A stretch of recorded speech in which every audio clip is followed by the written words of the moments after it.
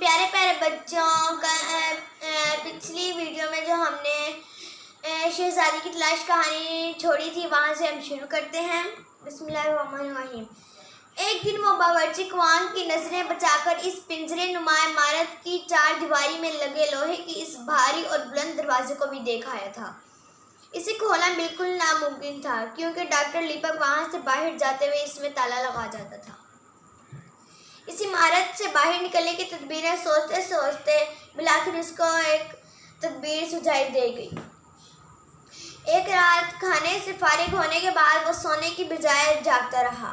پھر جب آدھی رات گزر گئی تو وہ بستر سے اٹھا۔ اس نے بستر کی چادر پھاڑ پھاڑ کر پٹیاں بنائیں اور انہیں گھانٹے لگا کر ایک مضبوط رسی تیار کر لی۔ اس رسی کے سرے پر اس نے ایک وزنی پتھر باندھ دیا جسے وہ خانے کی نظریں سے بچا کر صحن سے اٹھا لایا تھا۔ اس کے کمرے کی کھڑکی سے صحن کی بلند دیوار دکھائی دیتی تھی۔ اس دیوار کی دوسری طرف ایک بہت اونچا اور گھنا درخت اگا ہوا تھا جس کی شاخیں صحن میں کافی دور تک پھیلی ہوئی تھیں۔ فواد نے پتھر بندی رسی کو دائرے کی صورت میں زور زور سے گھماتے ہوئے اسے پوری قوت سے اس درخت کی شاخوں کی طرف پھینکا۔ رسی فوراً ہی درخت کی موٹی موٹی شاخوں میں الجھ گئی۔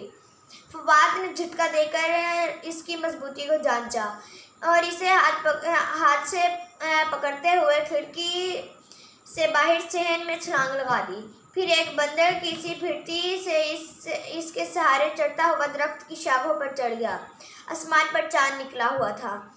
اس کی روشنی میں فواد نے دیکھا کہ وہ پنجرہ نما عمارت خاصی بلندی پر ایک چٹان پر بنی ہوئی ہے اور اس کے چاروں طرف خاصی خطرناک ڈھلوانے ہیں۔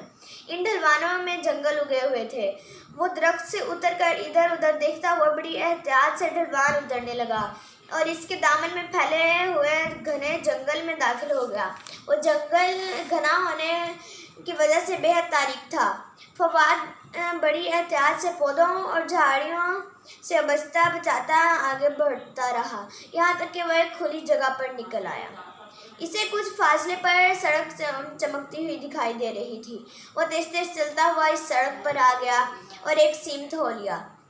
کچھ دور آگے چلنے کے بعد اسے اکا دکا مکانات دکھائی دیے۔ پھر ان مکانات کی تعداد بڑھتی گئی یہاں تک کہ وہ ایک شہر میں نکل آیا۔ اس کی گلیاں اور سڑکیں ویران پڑی تھیں۔ چاند کی روشنی میں فواد کو رہائشی مکانات اور عمارتیں واضح طور پر دکھائی دے رہی تھیں۔ انہیں چینی طرز تعمیر پر تعمیر کیا گیا تھا۔ وہ خاصے کشادہ مکانات تھے۔ ان کے باہر چھوٹے چھوٹے لان بھی تھے۔ وہ شہر کی سنسان سڑکوں اور گلیوں میں سے گزرتا ہوا ایک ایسے علاقے کی جانب جا نکلا جہاں بڑے بڑے اور شاندار مکانات بنے ہوئے تھے۔ ان کے آگے بہت بڑے بڑے لان تھے جن میں ہر قسم کے درخت اور پھول اگے ہوئے تھے۔ شاید یہ اس جزیرے کے امیر اور خوشحال لوگوں کی بستی تھی۔ وہ چلتے چلتے ایک بڑے سے محل میں پہنچ گیا اور اس میں داخل ہو گیا۔ محل کا دروازہ اس وقت کھلا ہوا تھا۔ اس باغ میں ایک سرخ بجری بچھی روش بنی ہوئی تھی جو اس محل نما مکان تک جاتی تھی۔